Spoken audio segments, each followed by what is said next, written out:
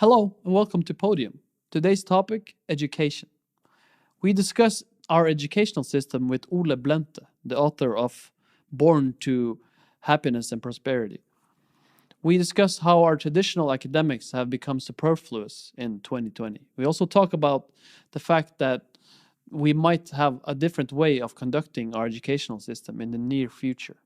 Very interesting podcast. I hope you like, listen, and subscribe. And please donate to our Vips page if you enjoy our podcast. Thank you very much. Thank you for watching Podium.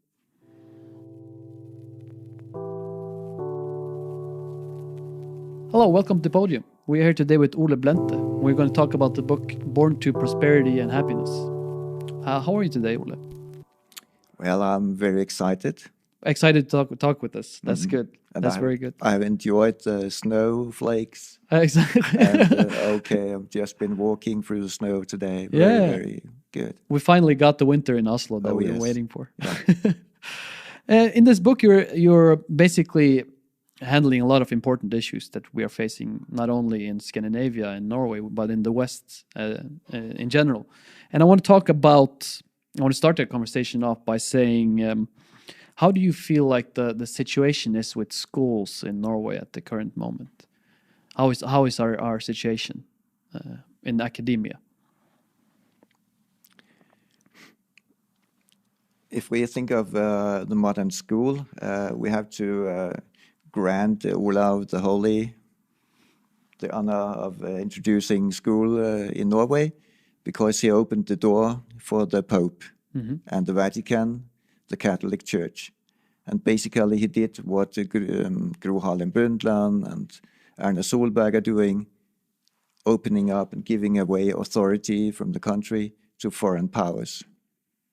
And what the Pope did was to flatten all institutions in Norway and erect his churches, and with them the cathedral schools, which became the Latin schools. And there, all the nobilities, their children were educated to be able to find good positions in the new society, in the system. And in 1739, Christian VI introduced by law that everybody should join a school. And that's very interesting, because we actually know that 9 out of 10 people were very capable of reading in Norway at that time. So in the 1700s? Yes. Okay. So why should the king introduce a school? Not for literacy purposes. No. Actually, at the countryside, they were very good readers and they had a lot of literature. But we know that just some few years ago prior, the nobility had been thrown out of the government of the country, and the king ruled alone. And now he saw that in Europe there were unrest. It was timing up in France to the revolution, and so maybe he thought, if I take every child in school and get him under the hands of the priests, maybe I can keep it back. I understand. And we had no revolution in Norway, so maybe he did well. So this is the background of one side of the school, namely to model the commoners of the king. And then with the revolution, the industrial revolution, we got another topic, because suddenly there were too many hands in Norway. The children were very good in the industry, and unemployment rose. And there we made the conclusion, we take out the children of the production. And luckily, we already have a system. So the school serves from the state system 2 purposes: to model the commoner and take them out of the society so that the adults have something to do. And this is the situation today. And as you know from the Bible, you cannot serve 2 masters. So keeping the children inner space and teaching them, two masters. It's not easy. And the state wants them to become good commoners and keep them. And the adults, the parents, what do they want? They want the best educated children so that they can find a good place in the society. That adds as a third thing. Huh? And also the industry, they want capable workers. So you have several themes here that do not work well together. And we have had a good criminologist, Nils Christie. He wrote a book in the 80s about what about a life without school. And he compared the school with a prison. And he said, if you get imprisoned, you have to be there. But you cannot demand the prisoner to do anything. In school, we do that. You have to be there, and you are responsible for your own learning. And this puts a stress on the children, and it puts a stress on the teacher, because you have to have these rude pupils there, although they don't want to learn anything. So he said, either it's a place to be, or it's a place to learn. It's det å være, eller it's det å lære. So you're saying that sort of you're taking away the ability of free thinking when you're putting people into authoritarian academies, you could say. Like I wouldn't use the word mind control because that's radical. But it's sort of saying that these individuals have to learn a certain thing, and you'll do that in these chosen institutions. These chosen institutions choose you the way to think in our society, basically. So it's kind of the lack of freedom of thought, sort of. We are happy to be in a country where you have freedom of thought. We have the freedom of expression.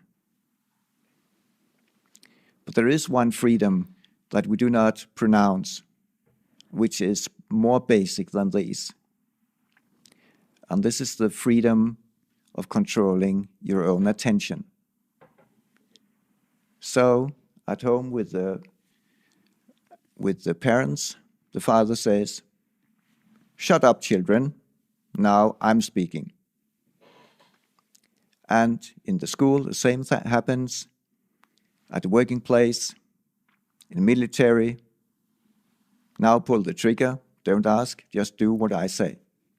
And this is more basic because what you are demanded to do, you're demanded to pay a tribute. It's a kind of mental tax, a mental taxation. You have to pay attention. We use the word, but actually, this paying attention means that you cannot control your own attention. And what is the meaning of free thought when you are not allowed to control your own attention? It's not there. Everybody, from the moment you are born until you enter the grave, outside of you is the demand of controlling your attention. And this is, in my opinion, the mother of all abuse. If you can abuse the man of his attention, you can make him do anything. I 100% agree with that. It's sort of like you are giving the incentive. You're not necessarily controlling this person's mind, by orders, but you're giving the incentive for this person to not have his own thoughts, basically. It's when you take away the person's attention, demand it, basically you take away his own mastering of his life. You put yourself as a master, and he is becoming the slave. And this is very stressful, and it puts the human being into the reptilian state of fight and flight. And in this state, you can make the person do basically whatever you will. And if you look at this historically, this is introduced in the white race some few hundred years ago. And what did we do? We, the white man, conquered the whole world and introduced the system that is now implemented everywhere. And did we do that because we are brave or something? No, because we are abused. We were the first to become abused. And this made us do what the master, the system, said. Because when you abuse a child, a human being, of this own master, this slave is looking outside himself to find comfort, to find pleasure. And you see it now. We are looking outside in food, in drugs, videos, whatever, and we're trying to do what the system wants us to do. Exactly. And we seek sort of acknowledgement from the system that we're doing something correct. Yes. And if you don't do it, yeah, you're failing. Yeah, you are nothing. You're sort of, would you recommend that you would have because changing, this is the ancient old question, changing the government with the Lord, basically, changing government with God, or changing God to government. Would you say that you would rather have a person going to religious studies than going to, for example, an academy, or like how we have our schools set up right now?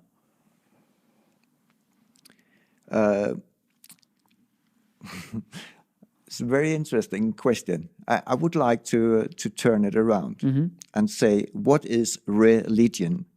Religion literally means reconnect. And to what do you reconnect in the religion? With God, huh? Or your spirit or soul. Yes, yes. And why should you reconnect? Because you are disconnected. And again, I say, if you take away man's attention and disallow him to connect, this is disconnection. And so what you have to do is let the man connect again. But you see, the Pope, Pontifex Maximus, the big bridge builder, he put himself between man and God, claiming to be the bridge between God and man. Nobody comes to God without passing through me. It's kind of like the Tower of Babel. Yes, in a way. Premise. So this is the religion today, the Christianity, Judaism, Islam, claiming you don't come to God without through this religion. And this is only possible because we have disconnected ourselves from our genius. There is this word, genius. Exactly, and that leads me to the next question I have for you, because in this book you state that the schools, how the way they're run right now are killing genius. Yes. How would you say that that's going on? In a way, it's not the right thing to say. It's not killing genius, but if we say the genius is actually your guardian angel or your higher self, and what the school does is systematically disconnecting the child from their higher self. And you can take a step further and say, no, a human being does not have a higher self. The human being, the person, is an expression of the higher self. Because the human being, the person, is a part of flesh, an earthly experience, and the higher self is an eternal being. Therefore, this is my body.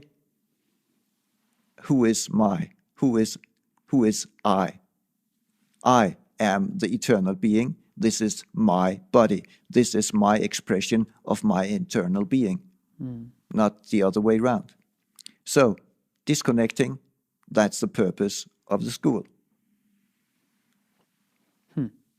So, okay, so how would you say that okay, so in this disconnection process, would you say that there are, because it seems like there's no way of signing out of it, sort of, because if you are, let's say you're a kid in the 4th, 5th grade, you have to finish. I mean, you don't have to, but you should finish school, because if not, you sort of you don't get shunned by society, but you lose all the unnecessary aspects of getting a job, living a life, so quote unquote meaningful life, as we do in the West, because you don't have the physical money to live that life. How would you say that there are possibilities to sort of get out of this situation? I mean, a person in connection, we call it genius. He will not become stupid. He will know how to do things.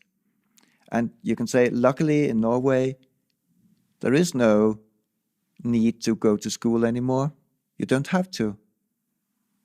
But most adults, most parents would become desperate if they should live together with their children. I don't know how to do it. And therefore we don't need the law. Everybody squeezes their children into school. We are free, yes, but you have to go to school. Why? Don't know. They squeeze them in with their new masters, sort of. Yeah. It's very, I mean, we see super eye to eye on this thing, because I feel the exact same thing, but not put that eloquently. But we're starting to see certain cultural figures in modern time now that are also on the same wavelength as you are, musicians, things like that, new thought leaders that are coming up and saying that we've sort of been controlled to do the things that we've been doing the last 100, 200, many years. And it's time for us to be more autonomous human beings, not having and breaking with the old traditions that we've set ourselves up to uphold. Do you see in the near future us truly breaking with academia as it is now? I mean, it's breaking down by the day. How so? Look at the Facebook groups against the climate, hysteria, vaccines. Everything is getting put in question, and rightly so, because these things emanating from the system, it's all control mechanisms. The coronavirus, all control mechanisms. That's very interesting, because this is something we've also talked about on this podcast, because we can see that a lot in compendiums, especially in Norway, is that we see that the compendiums sort of adhere to this political agenda or this certain agenda that people have to think these thoughts and these are the incorrect thoughts. We've had people here that's been studying at universities of higher learning, of becoming teachers, and saying that they've actively gone against the agenda of the university or of the organization and been shunned as a result of it. So I can see those things popping up everywhere, the Facebook groups, the cultural phenomena and things like that. But I can't see it going without a fight. So I kind of feel like there's going to be sort of cultural warfare. It won't be like a physical warfare. It will be more cultural, and we'll defeat this thing as it goes along. But I see cooler heads prevail in this, in the sense of I can understand that we will appreciate more our freedom of thought and freedom of thinking without having these organizations having to control our minds. And these things that are popping up, especially in social media, which are you could say that they are there's sort of a positive and a negative in those things, because you're sort of saying that in these things that deprive you of your attention or demand your attention, they take all your attention that you have, but you have to seek away from it. But your way of seeking away from it is within that technology or within those social media organizations or whatever. So the tools to defeat the system are within the system itself. Again, with the climate history group is a perfect example of that, because you see that so many people are coming out against it, coming out to join that organization. But then you see also like the leader of our country, Erna Solberg, the prime minister, coming out and saying that these people are, in a nutshell, she in so few words, she's saying that these people are incorrect and they need to be adjusted, sort of. What are your thoughts about those, about that, like the leader of a country coming out against sort of these debate clubs, internal debate clubs in social media? I mean, Erna Solberg has already demonstrated that democracy is just a joke. And she's trying to keep up with the way she has learned it. But it's brittling. It's failing. And it seems like she knows it. But I often hear people say, like you, oh, there are so few people out there that are going to line the ranks. But I count it a bit different. Okay. Because I hear everywhere when I enter a living room where the TV set is on, and I put forward a question, and I hear, oh no, this is not how it is. We know. And therefore I rather experience it as a layer of furnish. And this layer is becoming thinner and thinner. And it's like the spring. You see the ocean or the lake is white, and it's white, and it's white. But beneath 1 meter of ice is disappearing. And suddenly one day, everything is gone. Without the icebreaker. I also want to talk about, in the book that you mentioned, especially bullying. This is an interesting topic to me because it's one of the side effects of having organizations such as these. And when I myself was younger, I also had problems with bullies. It's one of the reasons why I started boxing in a very young age. How do you think that the contemporary situation is with bullying in the Norwegian school? Terrible. How so?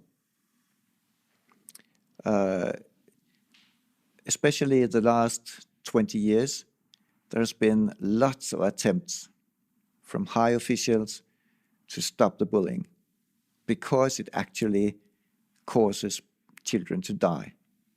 They commit suicide, they diffuse into drugs, become whores, and die this way also. It's terrible. And but still they have to keep up with their two goals: keeping the children out of society to mold them, and to make space for the adults that they can work. So they have to squeeze and squeeze everywhere to get this system going. But they have a hard time because the modern children, they don't really comply. And in this, framed in this system, the children suffer. Okay, so how would you, again, this is sort of a rhetorical question because I know how much you're against these organizations, but how would you deal away with the bully problem as it is now? One easy approach is to say either the school is a place that you have to be, or the school is a place to teach and learn. If you separate those things, it will become much more easy. Of course. So you say this is a school, here is for teaching and learning. If you're not interested, go somewhere else. And how would this be for a teacher? Hey, my students love it. Otherwise, they're not here. Yeah, exactly. And the other way, you have to be somewhere. You can be here, do what you want. have a nice time. We make the frame for you, the framework, you can enjoy yourself. What you do now is the opposite. You're squeezed into a room, and if something discomfortable happens, you have to stay in it. And you create the bullier and the bullied. Both are actually, in my opinion, traumatized. Exactly. Because outside of this classroom, what would they do? Separate. Separate. You won't stand there and make a pain in the ass for both of them. Of course not. So outside, in the real life, you just separate. So I don't want to speak with this guy again. But here you have to do it. And you make a system out of it. And this is part of the molding of the commoner. Okay, so let me play the devil's advocate here for a second and say that the argument against this would be, yeah, but in life, you always have situations that work against you. You always have people or events or things that work against you in the shape of shaping you, that understanding that life isn't what it always sets out to be. So you have to either grow stronger or die from it, right? So isn't that a healthy lesson to learn with? I'm not saying that bullying is a good thing at all, but there is some. When I look at my personal situation, there are some things that you can learn from it because you have to overcome it. Like I did with my boxing, I understood I physically can't face this bully because he is basically ruining my life. He's ruining my existence. So I have to achieve some sort of tool set to be able to get away with the danger, remove the danger out of my life. Yes. So, and that has taught me a lot of things, that you can in life change your whole circumstance if you just put yourself into a mindset of saying that this doesn't have to be my reality. So I sort of see the both positives and negatives of that. But what do you think? Because I know that some of the side effects of bullying is mental disorders, which is something that I feel we neglect to a great extent in our society right now. And especially things like ADHD, PTSD, which you also mentioned in the book. But how do you see that developing? And is it becoming a sort of like a folk disease or a major disease that we are experiencing as a people in Norway and in the West in general? Do you think that that it's a big problem for us right now, or that it will become an increasingly bigger problem? Yes. How so? Because this school system is basically traumatizing people through the mechanisms that we just discussed. So, and you found your way through boxing. And this is interesting because what is a trauma? Something comes too close to you and you cannot fight it off. Life is not about fighting, but you have to keep your space. And if something enters your space, you either have to move or to fight. Simple as that. And you found your way through the boxing to create your space because you could not move. And understanding this very simple, basic principle of life would change the school basically. You have to maintain your space. And that's actually one of the important points in the law, in the Norwegian school law. It should prepare the student for life. But it doesn't. No. It prepares the student for being a commoner, molding him as a slave for the system. Okay, so one of the problems that I'm seeing because I'm a Christian, is that I'm seeing in Norwegian schools that Christianity and basically religion is being undermined and to a great extent in our compendiums, that we are removing religion from our schools as the same as we're doing in our government. Do you think that one of the solutions, as a temporary solution, would be to get more religion in school? This religion is a very questionable thing. because the religion is part of the problem. And from the time when Olav the Holy introduced the Pope Church into the country, and up till now, people have more and more distanced themselves from it. And therefore, it's actually very interesting to see what happens when Islam is introduced in the country. Because many people think, oh, now we have two evils. Which one is worse? And suddenly, the church becomes more support again. But I think it's not. It's worth it, because the church, with its priests, with its system, has introduced all this in the country in the first hand. So that what is the culture here, it's all destroyed. And actually, the Norwegian flag is part of the conqueror. It's a part of the Vatican Church. How so? Oh, it's a cross. Yeah. Every Christianized country becomes this cross as a sign of submission. Not really anything to be proud of. But again, faced with Islam, it seems like a safe haven to go back to the old master. I understand. Yeah, I could say a whole lot about religious warfare and the things are going on in the in the West right now, but I want to continue on this topic of schooling, because we talked a lot about this on the podcast, and personally, I'm under the idea of that we should completely disclose ourselves of this way of not only organizing the way we teach things, but to completely remove ourselves from this sort of organizational, I would call it mind control, because it is, I feel like it's what it is, because you have a compendium and you have to learn these certain things, and these certain things will create an atmosphere for your cognition to use as a filter of the way you look at life, right? But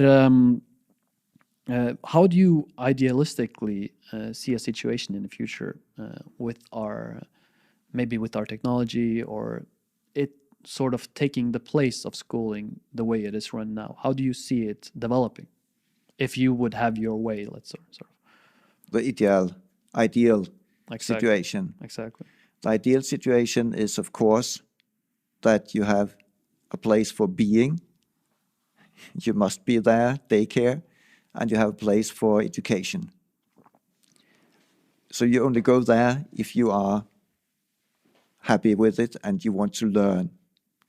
But nowadays, most things you can learn at home. You don't need to go anywhere. 300 years ago, 200 years ago, you had to travel the world to find the books. Now everything is at your hand. So what do you really need an institution for? You need it for special techniques. You have to experience in your hands. That's it. You don't even know this. You don't even need the certificate. Because when you come to the company, they will test you. Yeah, of course. They will not look at the paper and say, "Oh, this man is good."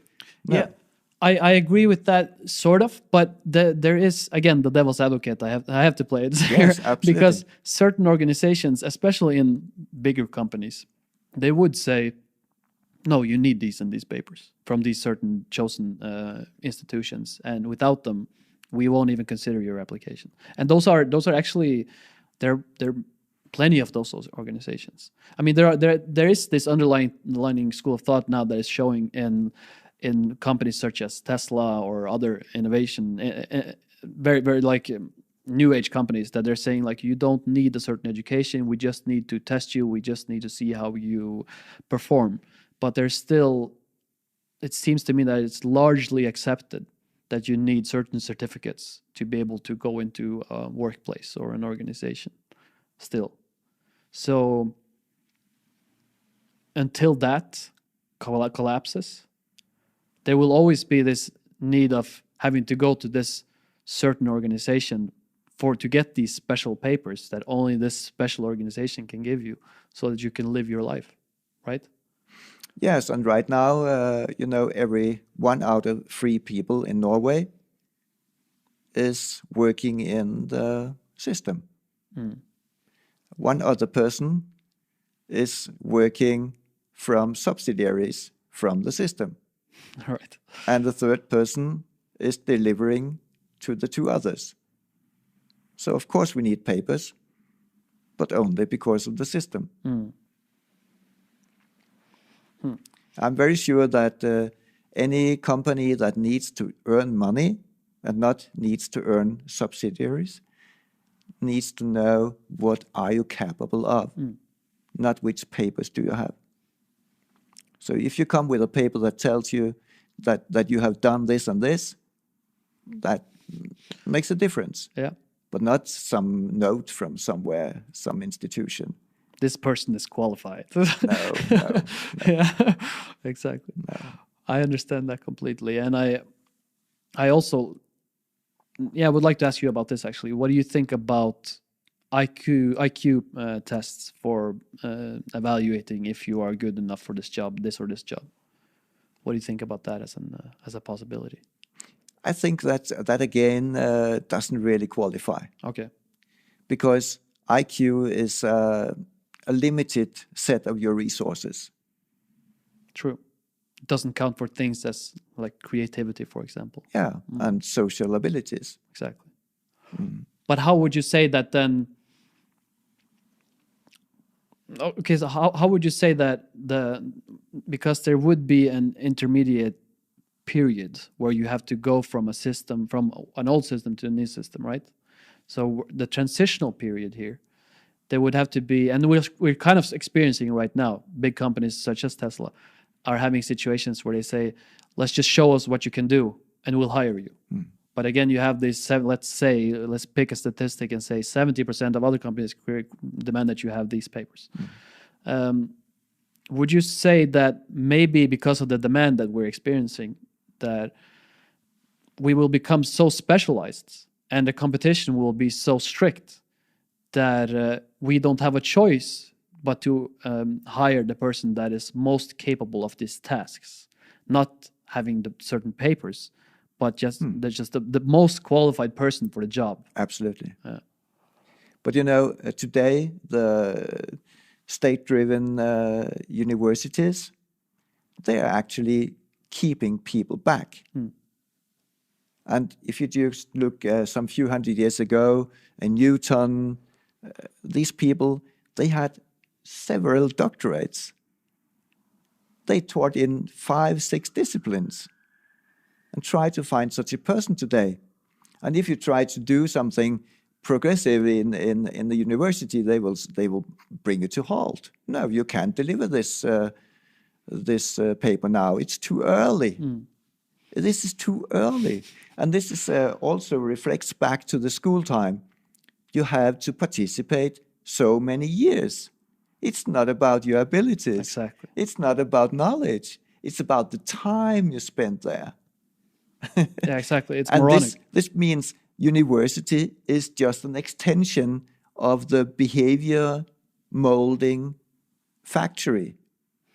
That goes exactly on to what you said about killing genius, because it's sort of saying you could be a genius, but in your time. When it's your time with the special papers, with your acknowledgements, then you can maybe bring some ideas to the table. But the transition is already there. You can make your education through an internet-based school. Absolutely. So also your kids, they can sit at home and make any education from the computer. Absolutely. And get your diploma. I realized that when I studied in Australia, because I had this epiphany where I after that year, I just realized I have to get out of academia. I've been there for 5 years now. And I went to a lecture, and they said that if you don't have time to go to any of these lectures that we have at this institution, you can video stream it from home. but you have to get registered for at least so and so many classes for each semester. First of all, I thought, why do I have to physically be here when you can just sit at home and watch the video of this entire lecture? And I'm not physically participating in this lecture. I'm just sitting and watching it. Yeah. So why do you demand me having to come here and put my name down, sort of to just sit in the seat, which would be the equivalent seat of me sitting at home in that same seat? Yes. Doesn't make sense. But I understand that that's where you make your money, because I paid 100,000 kroners a year for this education. Oh yes. So. And you spend your time, huh? Absolutely, which is even more important. Again, we see very eye to eye on this, and I feel like the solution is the technology that we're experiencing right now. I feel like the technology is allowing ourselves as individuals to flourish more and more, to express our ideas, to express our thoughts. We have virtual reality coming up rapidly. We have AI. We have all of these specific technologies that are designed for that don't have that same aspect of master to it. It's just meant to sort of make you express your ideas in the most comfortable, most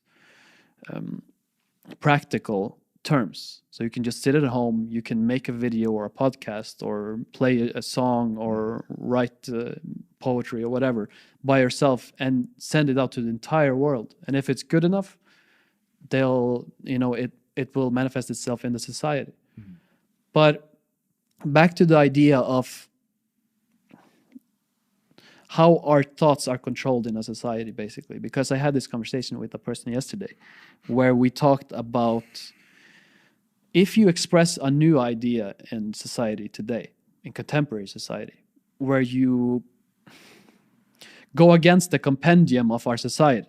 So let's say the compendium of our academia manifests itself in the way we think in society in general, which I think it does. It's not necessarily in academia, but that itself is a manifestation of how the society is driven. Yeah. So if you present ideas, original ideas, let's say in Norway, in Oslo in 2020, that idea most likely, if it's original in 2020, it's going to go against a lot of the established thought culture in that country.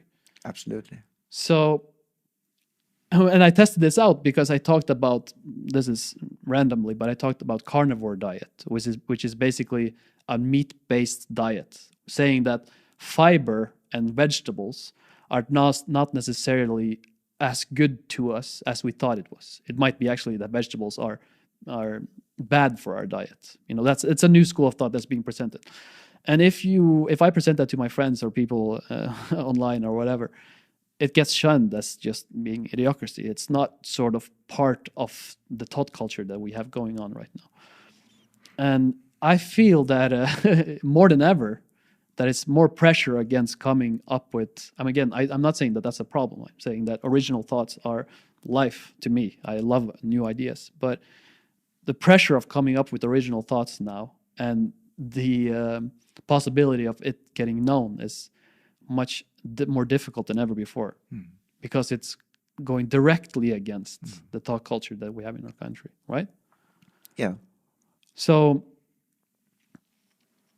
I guess my question is this: are you seeing any of these aspects of new thoughts and new culture in mainstream that is becoming more prevalent or becoming more helpful in the sense of getting away with that old school of thought?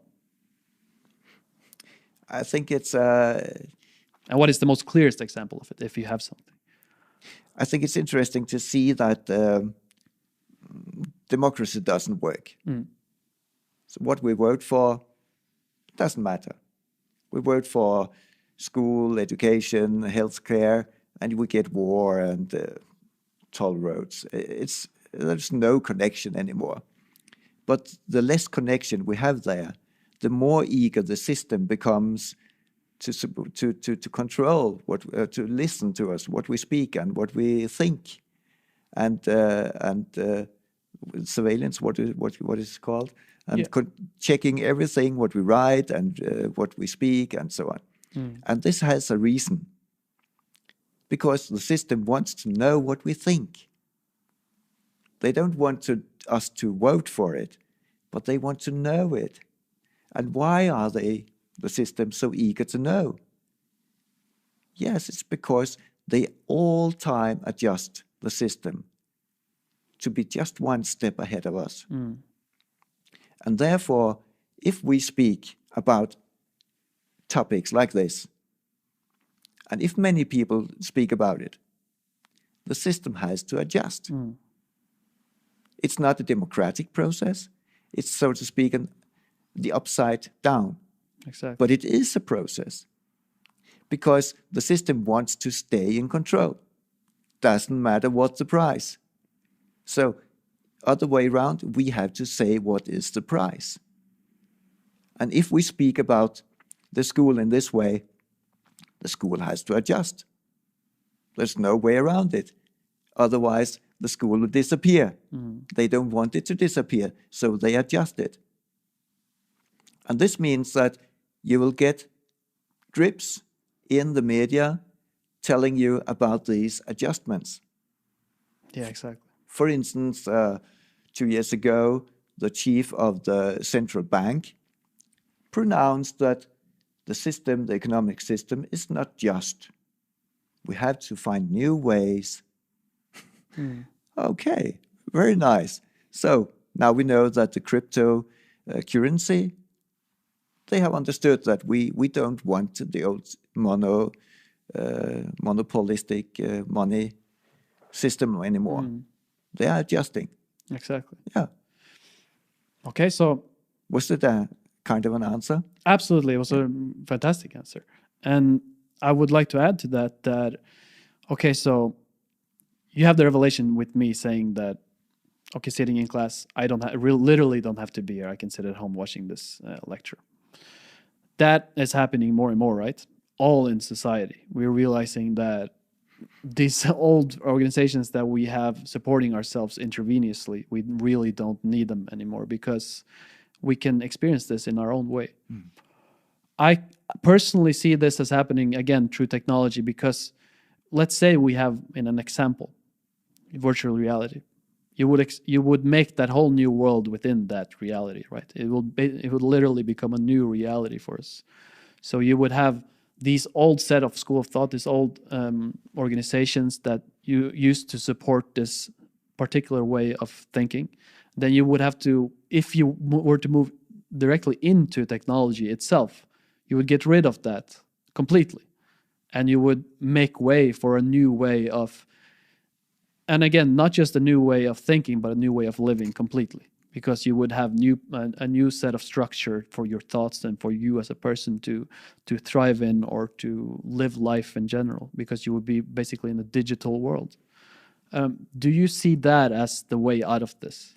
More technology, for example. Do you see that as the potential tipping point of getting us away from these structures that seem to, again, not wanting to release us? Only partly. Because some things is very convenient with the technology, but other things are not. I mean, what makes sense in life? It is actually being with other people. It is not to stay in a virtual reality. That's a substitute, and a very poor one. And it's very good to stay in a virtual reality if you can learn exactly what you want to learn. And for mental things, it's fine. But very many things are not mental. Growing vegetables or your beef is not mental. You actually have to learn some skills to have your hens or rabbit or a cow. It's not a mental ability. You have to need to learn some very physical skills. Okay, so would you think that there would be a sort of a balancing act between let's say, teaching in a digital world or learning in digital worlds, and then spending time with human beings in outside of it, for example, and that being a good substitution to this? Yes, it's a question. What do you want? Do you want to have this life where everything is totally separated? You go and buy this there and buy this there, buy joy, buy milk, buy beef, or do you want to be a living being in your own reality? I mean, 200 years ago, there were no children in our sense because everybody was a human being living in a meaningful surrounding. Everything you did was meaningful. And now, what do we give the children? Everything is without meaning. How's that? Because they're just children, right? No, not because they are not children. Also for the adult. You go to the factory and you do one of 1,000 processes. Does it give you a sense of life, meaning? And afterward you get your money and you can buy a film. Is that life, essential meaning? It's a total lack of meaning. So I think we have passed a long way into a very dangerous road, which turns into the road of the cyborg, where we lose our meaning. We are disconnected, but we still have the ability to reconnect. But reconnecting means that we, again, will have the ability and the joy in the essential things of life, growing things, being together, loving each other. It's not necessarily getting the best Mercedes. This is a substitute for life. Again, I feel like we have so much to talk about here, Ole. But we had a full hour now, so I want to cut it here. But I definitely want to keep talking to you about these subjects because this was a fantastic conversation. Thank you so much for coming here. Can I have one last word? Of course. What drives learning is enthusiasm. If you don't have enthusiasm, there is no learning. There is only abduction. Exactly. Enthusiasm. Yeah, thank you. I think that's a great way to wrap this up on. Thank you very much for coming, Ole. I appreciate it a lot. And again, Me too. Born to purpose and happiness. Get it. Thank you. Have a nice day.